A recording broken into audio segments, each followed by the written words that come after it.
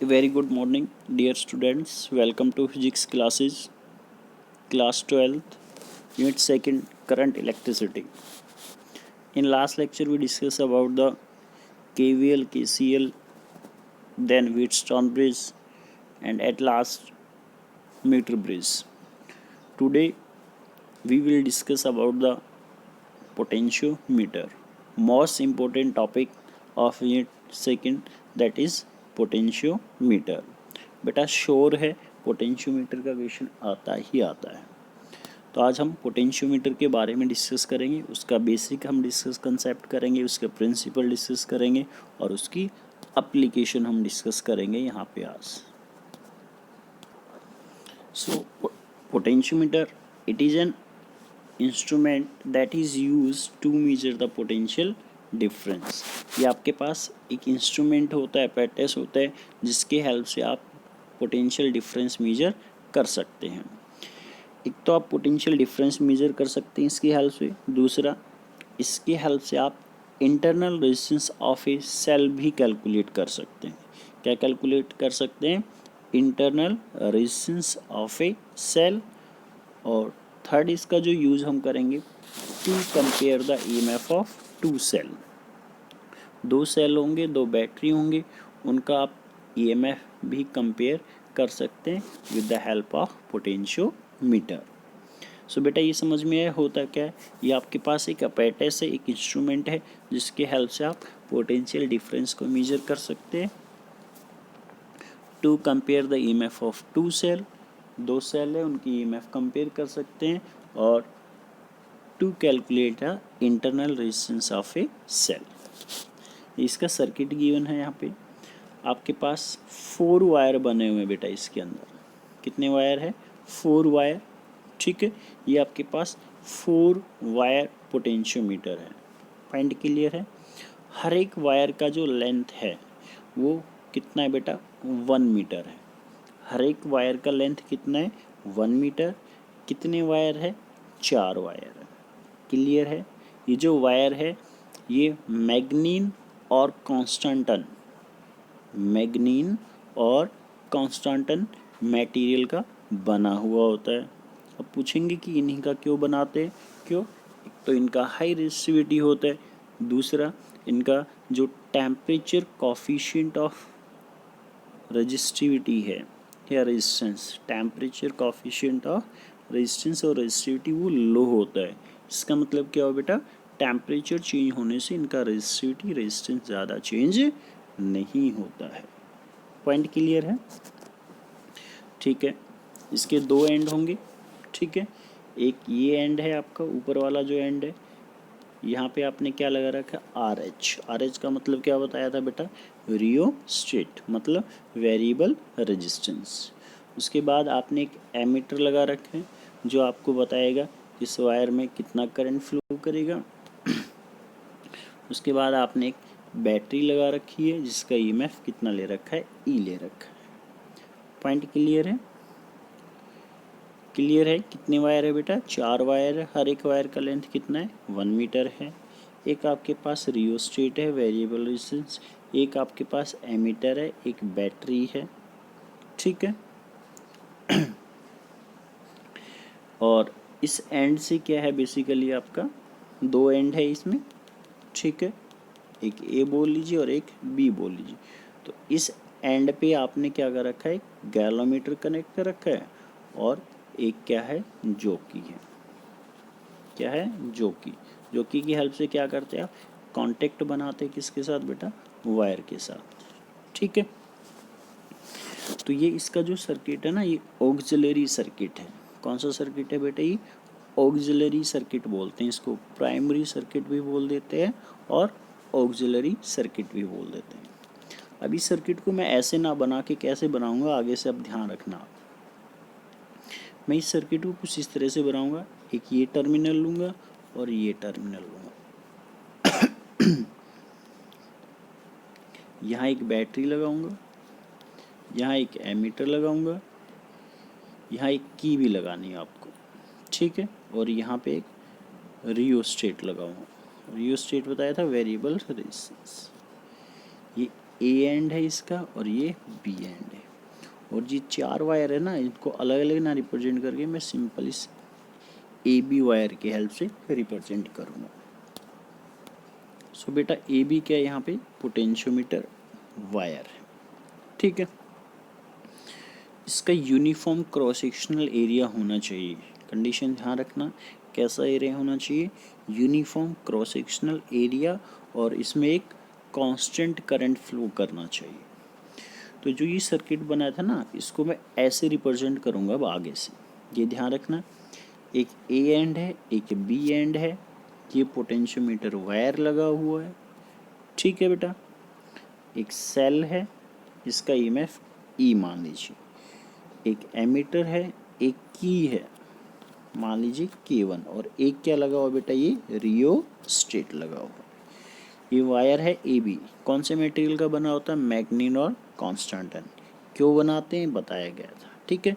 इसका area of cross section कैसा होना चाहिए, यूनिफॉर्म होना चाहिए, और इसमें एक कांस्टेंट करंट फ्लो करना चाहिए। तो इस ईएमएफ मतलब इस बैटरी की हेल्प से क्या करेंगे हम, इसमें एक कांस्टेंट करंट सेटअप करेंगे, ठीक है। ये ऑक्सिलरी सर्किट होता है, प्राइमरी सर्किट ये सेम रहेगा हर उसके लिए। पॉइंट क्लियर है, ऑक्सिलरी और प्राइमरी सर्किट समझ में आ गया बेटा। अब हम बात करते हैं इसके प्रिंसिपल की। सो पोटेंशियोमीटर होता क्या है, पता चल गया आपको। एक अपैरेटस होता है, इंस्ट्रूमेंट होता है, जिसके हेल्प से क्या क्या कर सकते हो आप, पोटेंशियल डिफरेंस मेजर कर सकते हैं, दो सेल को कंपेयर कर सकते हो, और internal resistance of a cell calculate कर सकते हैं। प्रिंसिपल क्या कहता है, potential drop across the potentiometer wire. जो ये पोटेंशियोमीटर वायर होती है ना, जैसे हमने ये लिया था ए और ये क्या लिया था B, the potential drop across the potentiometer wire is directly proportional to the length of wire.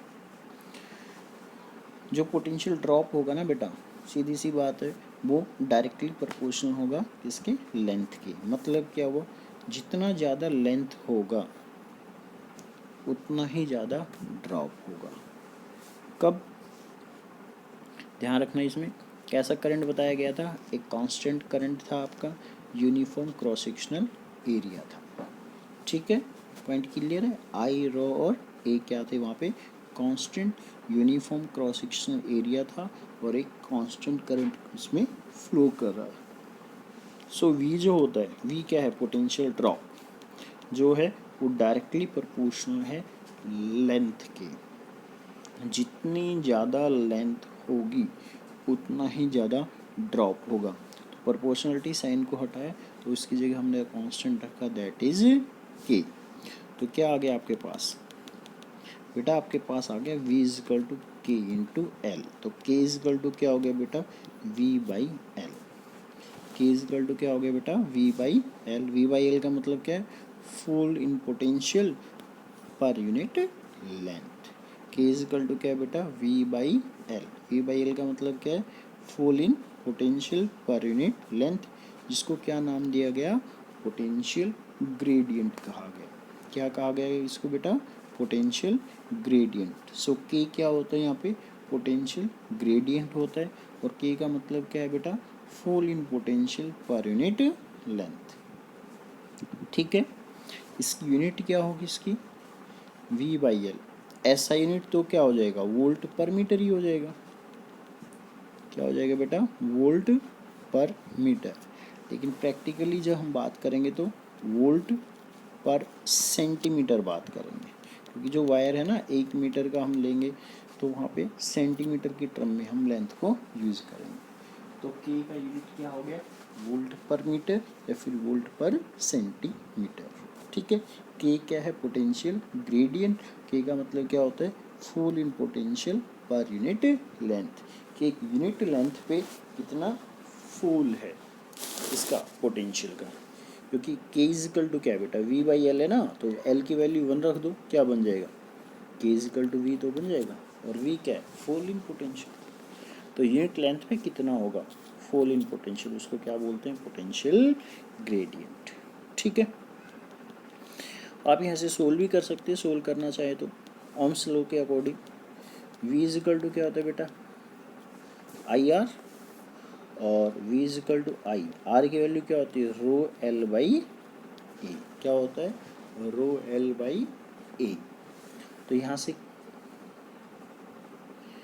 आई रो और ए क्या है, कांस्टेंट है, तो V इज इक्वल टू क्या हो गया भाई, K इंटू एल बेटा, V इज इक्वल टू क्या हो गया, K, तो K की वैल्यू कितनी आ गई, आई रो बाई ए, आई क्या है करंट, रो वेलोसिटी, और ए क्या है एरिया ऑफ क्रॉस सेक्शन।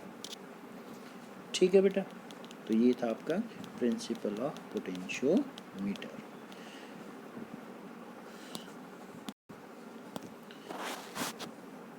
सो अब हम इसका एप्लीकेशन डिस्कस करते हैं। So first application, to measure the potential difference across resistor R1। जो भी ये रेजिस्टेंस गिवन है R1, इसके अक्रॉस हमें क्या निकालना है बेटा, पोटेंशियल डिफरेंस। क्या कैलकुलेट करना है, पोटेंशियल डिफरेंस। ठीक है, तो ये दो ऊपर वाला सर्किट वही सेम है, अब इसको मैं बार बार नहीं बनाऊंगा, ये आपको हमेशा ध्यान रखना है। इस सर्किट को क्या बोलते हैं, ऑक्सिलरी सर्किट और primary circuit. A B potentiometer wire है, ऑक्सिलरी सेल लगा हुआ है, एक की लगी हुई है, एमीटर लगा हुआ, रेजिस्टेंस बॉक्स या फिर रियोस्टेट लगा हुआ है। ठीक है, जो नीचे वाला सर्किट होता है ना, इसको बोलते हैं सेकेंडरी सर्किट। कौन सा सर्किट होता है बेटा, सेकेंडरी सर्किट। अब इस सर्किट में क्या किया आपने, एक बैटरी लगाई है, ठीक है, एक यहाँ पे एक लगाया और एक रेजिस्टेंस लगाया R1।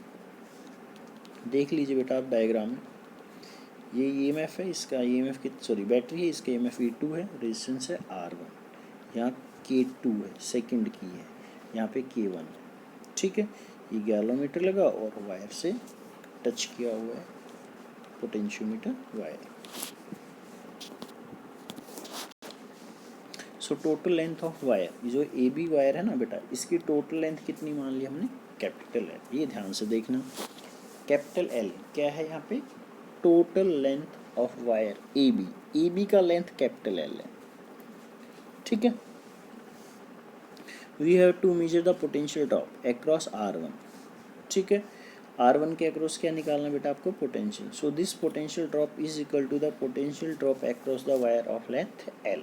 देखिए बेटा, ये जो गैलोमीटर है ना, इस गैलोमीटर को क्या किया हमने, ए पॉइंट से मूव कराया किधर, बी की तरफ। ए से बी मूव कराते गए और एक ऐसा पॉइंट आया जहाँ पे गैलोमीटर ने कोई डिफ्लेक्शन शो नहीं किया। क्या शो नहीं किया बेटा, कोई भी deflection.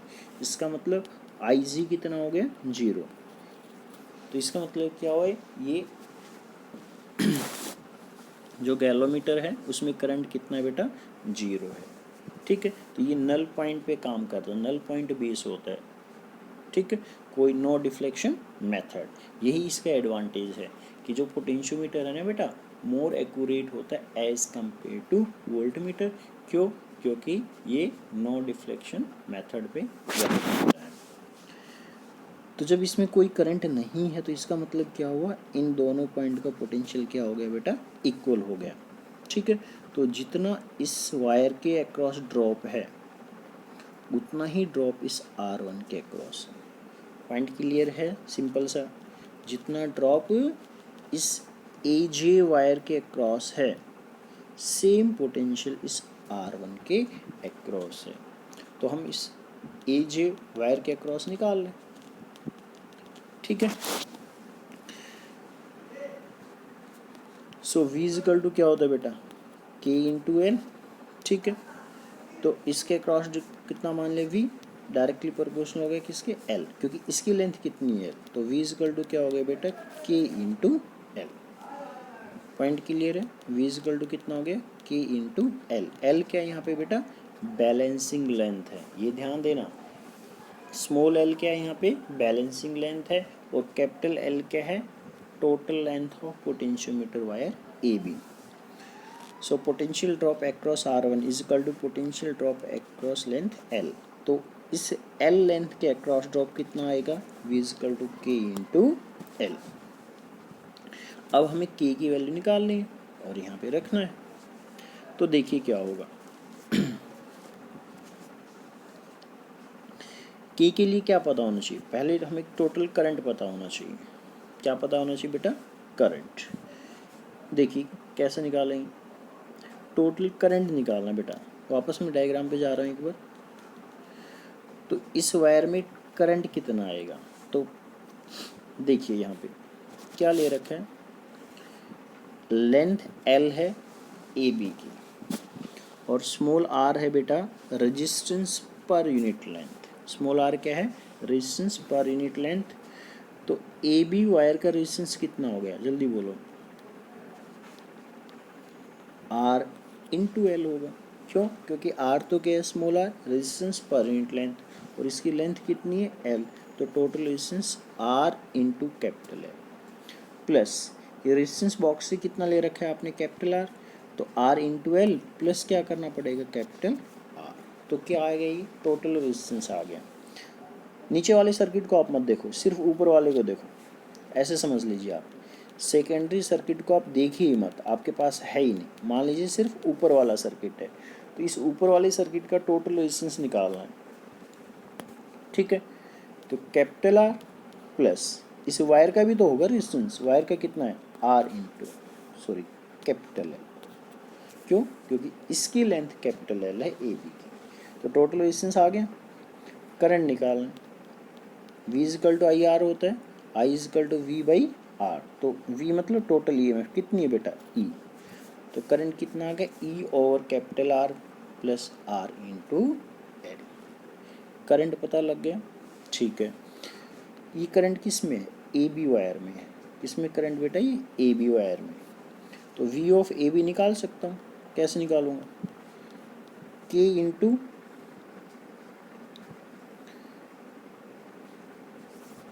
V of A B is equal to K into L of A B. Length A B की कितनी बेटा? Capital L। आई इतनी बात समझ, ठीक है? तो करंट पता लग गया। तो V of A B,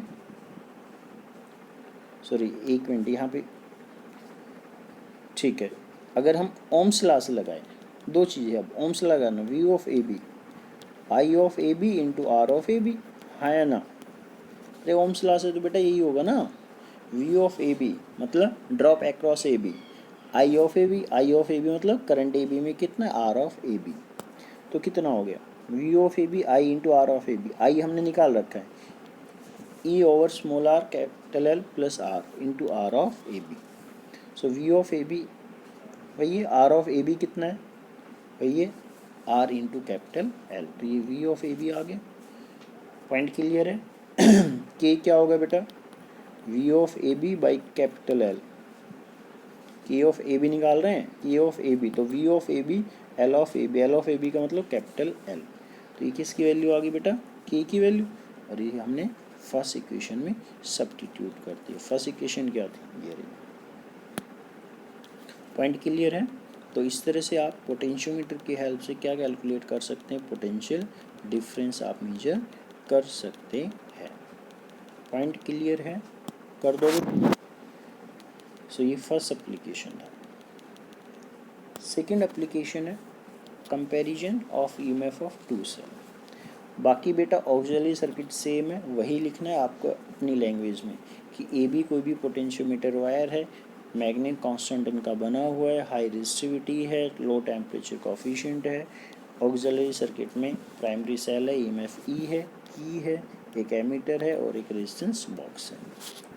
secondary circuit में ये लिखना पड़ेगा बेटा आपको लैंग्वेज में, ठीक है?